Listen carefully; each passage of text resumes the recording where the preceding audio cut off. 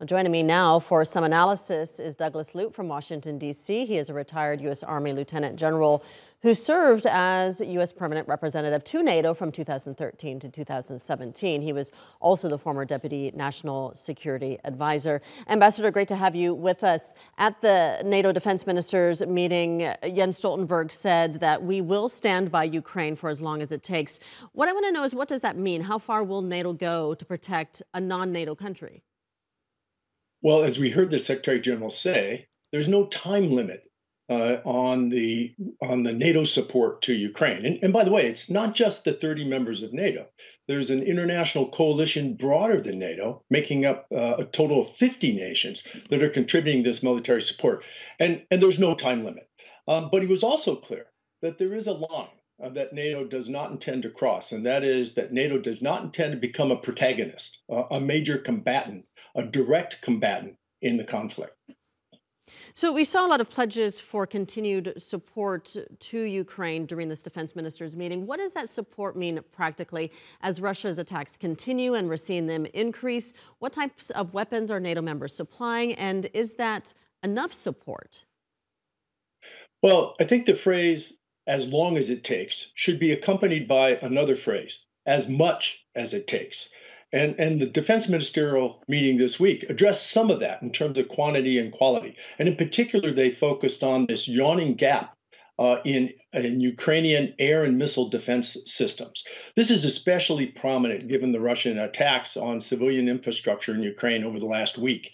And these attacks were conducted largely by cruise missiles, which are vulnerable to air defense systems, and by drones, suicide drones, many of which were acquired by Russia from Iran, by the way.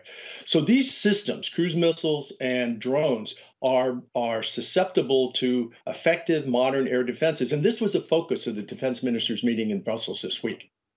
Turkey, as I'm sure you're well aware, has been trying to mediate a diplomatic solution and a ceasefire almost from the very start of this war. Why do you think we're not seeing more of a push for diplomacy, for Zelensky and Putin to get together at the negotiating table? Well, first, I think Turkey should be commended for its role in trying to bring the parties together. Most prominently so far, that effort has resulted in the grain deal, which has seen the renewal of the export of Russian and Ukrainian grain into the world marketplace. So that's very important, but that's a small step. As for peace negotiations, I believe we haven't seen progress because the two sides simply don't share any common ground now in terms of a perspective that would lead to a diplomatic outcome. This, especially on the Ukrainian side, is true given the level of atrocities, attacks on civilian infrastructure, war crimes, and so forth conducted by the Russians. This is not a negotiation that Ukraine is anxious to move into. And furthermore, even if there were a talk, I think there's significant erosion of any trust on behalf of the international parties and the Ukrainians that the Russians could actually be trusted to abide by any negotiated agreement. So we just don't have the space yet for negotiations.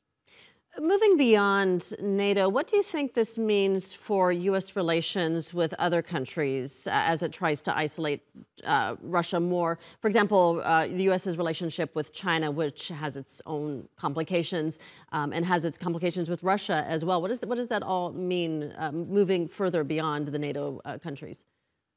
Well, look, just yesterday here in Washington, our National Security Advisor, Jake Sullivan, outlined the new national security strategy. This is a document, 50-page document, that every new administration is required to publish. And in the national security strategy, there are two clear international challenges outlined. First of all, the ongoing war in Ukraine.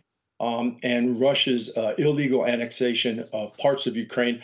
But second of all, very prominent in the strategy is the overarching competition between the West and the rules-based order and China, and China's attempt to revise or reform the rules of the road internationally. So America sees this as a two-part challenge: the ongoing fight in Ukraine, but on the horizon and increasingly important in decades going forward, the competition with China.